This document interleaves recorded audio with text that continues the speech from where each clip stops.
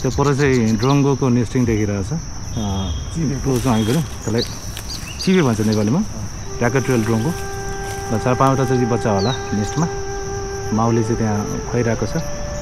र त्यो उहाँको सर्ट आइसकेको छ हामी सेयर पनि गर्छौँ पछि र मैले चाहिँ लिइसकेको छु एउटा shot I will definitely put it on the video beautiful weather एकदम सही टाइममा आएछ जस्तो लागेको छ अस्ति चाहिँ बादल लाग्ने पानी पर्ने जस्तो भइरहेको थियो अलिक अँध्रै थियो आएछ हाई खेल्नुपर्ने हुन्थ्यो अलि स्पेसल सेटिङ चाहिँ मेरो चाहिँ के छ 1000देखि 1600 चाहिँ स्पिड 60 स्पिड राखेको छु 2025 सम्मको चाहिँ मेरो आइएसओ गइरहेछ त्यो डेन्स फरेस्टभित्र भए हुनाले सनै लाइट भए पनि भित्र चाहिँ अलिकति आइएसओ हाई गर्नुपर्ने हुन्छ र रमा खिचिन्छ भने त्यो रलाई चाहिँ पछि प्रोसेसिङमा अलिकति डिटेल निकाल्न सकिन्छ त्यही भएर जति पनि हाम्रो वाइल्ड लाइफ बर्डिङ गर्ने साथीहरू हुनुहुन्छ सकभर तपाईँ चाहिँ रमा खिच्नुहोस् रमा खिचिसकेपछि तपाईँको चाहिँ प्रोसेसिङमा त्यो डिटेल चाहिँ धेरै इन्हान्स गर्न सकिन्छ हुन त नर्मली यो गर्नु हुँदैन उ त्यहाँ हेर फ्लाइ क्याचर त्यहाँ हाँगामा बसेको छ फ्लाइ क्याचर त्यहाँ हाँगामा बस्छ अलि यता थोरै यता right right right right right right right उडे आए ओके ल follow follow follow follow follow गर कहाँ बसेपछि यता गयो क्या ऊ त तल गयो कतातिर यता कता छ खिचिहाल खिच म त लिइसकेको छु इनफ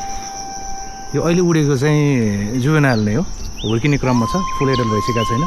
कसरी चिनिन्छ भने फुल एडल्टको चाहिँ पुच्छर अलिक लामो हुन्छ यसको चाहिँ एकदम लामो भइसकेको छैन फोटोमा पनि देख्नुहुन्छ तपाईँले यो जुवेनाइल हो हुर्केर चाहिँ अब बढ्ने क्रममा छ यो मैले पछिल्लो भिडियोमा बनाएको थिएँ सुर्खेतमा सबभन्दा नजिकको एरिया जो you can find the diverse forest होइन यसमा तपाईँले सल्लाह पनि भेट्नुहुन्छ साल पनि भेट्नुहुन्छ र त्यो एल्टिट्युड दुवै एल्टिट्युडमा पाइन सक्ने चराहरूको वासस्थान पनि रहेको छ पर्फेक्ट यो काँक्रे बिहार र ह्युमन इन्टरफेरेन्स अलिक बढी छ तपाईँ यहाँ देख्नुहुन्छ पछाडि फोरहरू पनि यहाँ चाहिँ यसो फोरहरू छ यसलाई चाहिँ यो एरियालाई चाहिँ अलिकति सफा राख्नु चाहिँ जरुरी छ है यदि हामी बचाउन चाहन्छौँ नेचरलाई भविष्यको लागि संस्कृतिको लागि भने ल ओके ड्रङ्गो लिउ ओके चारा खुवाइरहेको लिउ न ओके फोटो पोस्ट गर्दा चाहिँ यो लोकेसन डिस्क्लोज नगर्नु है यो र कति जाति इन्थुजियास्ट हुनुहुन्छ होइन एउटा के भन्छ भने बर्डिङ र उसमा चाहिँ हामीले चाहिँ के गर्छौँ भने हामी फोटो खिच्छौँ लोकेसन सहित हालिदिन्छौँ तर लोकेसन सहित हाल्दा चाहिँ के हुन्छ भने कतिपय साथीहरूलाई थाहा हुँदैन यति खास के गर्नुपर्छ के गर्नु हुँदैन भनेर यो भिडियोमा मैले भने तापनि म एक्ज्याक्टली लोकेसन चाहिँ अहिले म भन्दिनँ तर त्यो भएपछि सबै मान्छे हेर्न आउने खिच्न आउने भएपछि उनीहरूको नेस्टिङ एरियामा डिस्टर्ब चाहिँ गर्नु हुँदैन हामी पनि एउटा सेफ डिस्टेन्समा बसिरहेको छौँ अहिले जसले गर्दा उनीहरूलाई त्यस्तो थ्रेट फिल नहोस् र चराहरूलाई त्यो थ्रेट फिल भएको छैन अर्कोचोटि त्यो ठाउँमा उनीहरू नेस्टिङै गर्दैन आउँदैन त्यही भएर लास्ट टाइम पनि मैले त्यहाँ उन्नेक स्ट्रकहरूको आइबिसहरूको आवाज सुनेर गएको थिएँ नेस्टिङ थियो तर नेस्टिङ मैले डिस्टर्ब नगर्ने हिसाबले मैले खिचिनँ र एकदम टाढाबाट खिचिन्छ एकदम टाढाबाट डिस्टर्ब नगरिकन उनीहरूको नेटिभलाई डिस्टर्ब नगरिकन चाहिँ गर्नु होला त्यो भएपछि के भन्छ उनीहरू पनि त्यो एरियामा आइरहन्छ हेरिरहन्छ र बेस्ट थिङ इज द्याट होइन चराहरू यदि तपाईँको वरिपरि छ भने त्यो वातावरणलाई स्वच्छ बाँच्न योग्य मानिन्छ त्यही भएर यिनीहरूलाई बाँच्न योग्य वातावरण चाहिँ हामीले पनि सृजना गरिदिनुपर्छ त्यसको लागि फोहोर गर्नु भएन उनीहरूको नेस्टिङ एरियामा डिस्टर्ब गर्नु भएन होइन उनीहरूको दैनिक जीवनमा हामीले डिस्टर्ब गर्नु चराहरू मारिदिनु भएन मलाई दुःखको कुरा अस्ति चाहिँ तल्लो साइडमै चाहिँ एसियन फ्लाइ क्याचरको गुड थियो नेस्ट थियो है तर अहिले आउँदा त्यो नेस्ट मैले त्यहाँ देखिनँ पक्कै पनि अब बच्चाहरू केटाकेटीले हिर्कायो होला के भयो होला अथवा पानी पर्दा के गर्दा बग्यो होला नेचुरल पनि हुनसक्छ त्यो चाहिँ आर्टिफिसियल पनि हुनसक्छ उयो फिमेल आयो यता फ्लाइ क्याचर फिमेल आयो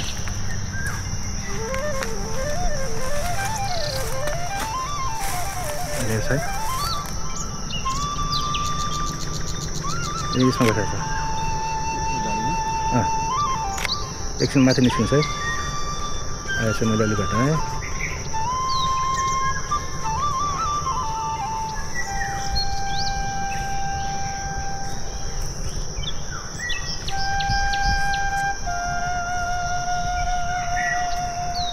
पर्फेक्ट ओके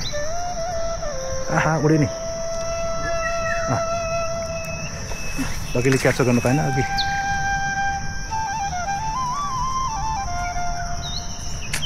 कहिलेकाहीँ हुँदैन हामी ट्राई गर्छ सर्ट आउँदैन तर पर्खिनुपर्छ पक्कै पनि आउँछ फेरि यता उड्यो ओके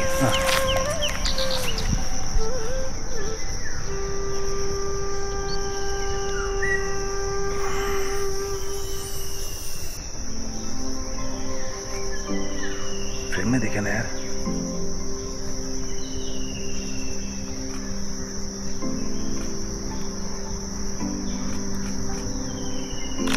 ओके गुड somehow है गुड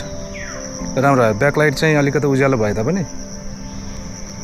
गर्न सकिन्छ पछि हाइलाइट कम गरेर स्याडो अलिक बढायो भने देखिन्छ र यो एसियन फ्लाइ क्याचरको चाहिँ स्पेसल फिमेलहरू चाहिँ जति पनि छ तपाईँ त्यो अरेन्ज कलरमा देख्नुहुन्छ र मेल चाहिँ अरेन्ज र वाइट दुइटैमा हुन्छ मेलको चाहिँ पुच्छर लामो हुन्छ पर्फेक्ट पर्फेक्ट ल मदन भाइको पनि आयो ल तिनटै आयो राम्रो राम्रो साइटिङ आज मदनको लागि राम्रो साइट लाइफर आजलाई चाहिँ उसको लाइफर लास्ट टाइम मेरो लाइफर भएको थियो आज मदनको लाइफर लाइफरबाट पनि मेल फिमेल र जुवेनाइल फ्यामिली नै क्याप्चर गर्न भएको छ उसले ल good congratulation for that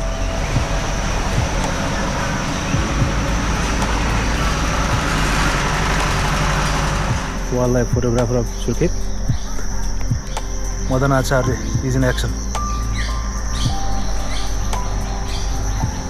white breasted kingfisher माटी गएर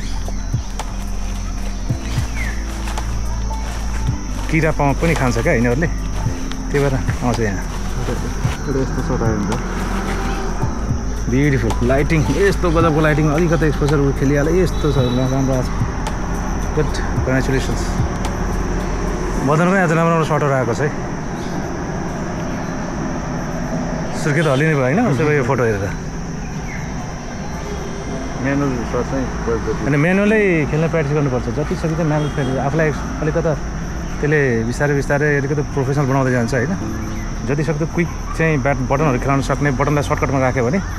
आइएसओ हामीले हेर्ने भनेको सटर स्पिड र आइएसओ नै हो क्या उसको लागि अब 1.5 जस्तो अब 3.5 5.4.5 5.6 अब 5.6 6.3 मा गइरहेको हुन्छ 150 टेलिफोटो लेन्सहरू अब त्यतिकैमा राख्ने हामीले चलाउने भनेको आइएसओ र सटर स्पिड नै हो त्यसलाई म्यानुअल उसमा बटनमा सेट गऱ्यो भने क्विक चलाउन सक्यो भने छ्याप सेटिङ गर्न सक्यो भने चाहिँ आउँछ नभए चाहिँ कस्टमाइज सेटिङ गरेर पनि ठ्याक्क बटन राख्ने बित्तिकै फ्लाइटमा यस्तो मजाको यार उता गएपछि त आउँछ त्यो फेरि आउँछ यता तर आज अचम्म एउटा नयाँ प्रजातिको चरा मैले देखेँ अहिलेसम्म देखेको थिएन त्यो अलि एसी ग्रेमा छ ब्लू टाइपको न एसी टाइपको छ ठ्याक्क आँखाको स्पोटको माथि सेतो छ मैले अहिलेसम्म देखाएको थिएन हेरौँ बर्ड एक्सपोर्टहरूलाई पठाउँछु यो फोटो क्लियर त आएको छ नि तर फ्लाइटमा हुँदाखेरि अलिकति फोटो छ आइडेन्टिफाई हुन्छ होला कुन प्रजातिको maybe it will be the next lifer for me है के नाम छ त्यो म चाहिँ पछि पोस्ट भिडियोमा चाहिँ राख्छु now it's time to move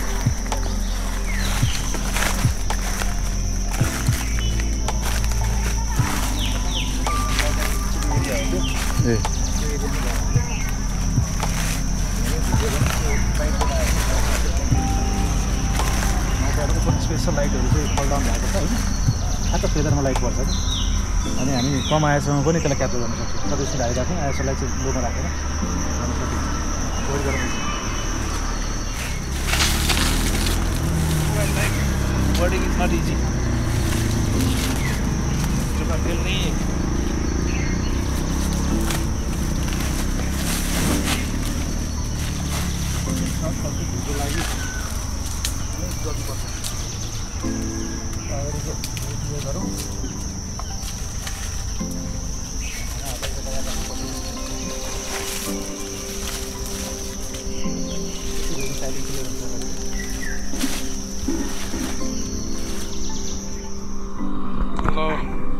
योसँगै आजको हाम्रो बोर्डिङ सकिएको छ काँक्रेबिहारको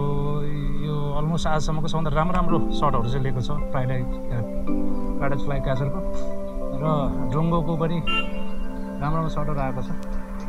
र अब गोल्डन ओरियलले भयो त्यस्तै अरू चराहरू र नयाँ प्रजातिको चरा चाहिँ मैले देखेँ आज मेरो लागि त्यो रेयर हो नेटिभ हो के हो त्यो चाहिँ थाहा छैन म एकचोटि सर्च गर्छु र म सेयर चाहिँ पक्कै गर्नेछु आजलाई अब सक्यो हामी खाना खान जान्छौँ माया थकाली त्यहाँ जाउँ आज शनिबारको दिन लेट्स ह्याभ थकाली खाना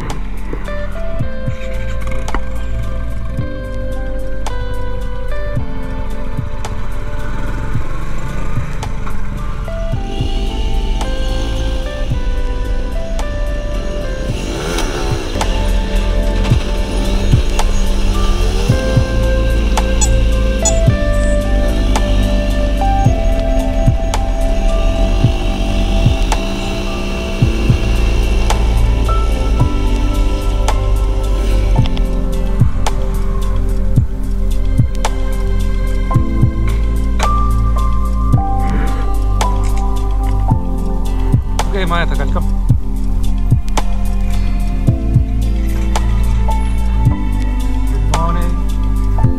के छ खाना छ बाहिर बस्ने भित्र बस्ने यहीँ बस्नु चिसो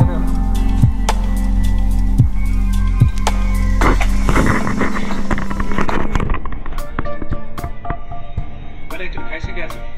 छु अहिले त्यसमा पनि प्रोसेस छ मिर्ची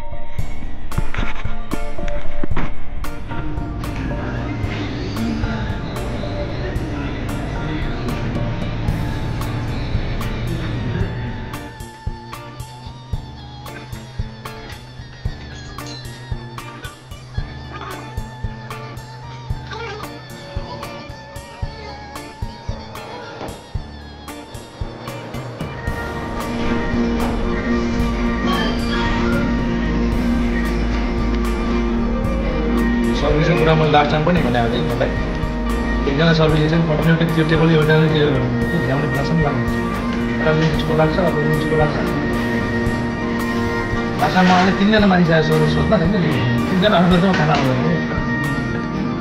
त्यो सर्भिस सिस्टम भएन एकजनाले एउटा टेबल तिरेर हेर ल्याउने दिने बेला पनि त्यसपछि माथि टेबल कन्टिन्यू भयो कल गर्दै गर्ने तयार मान्छे भनेर चाहिँ छोडिदियो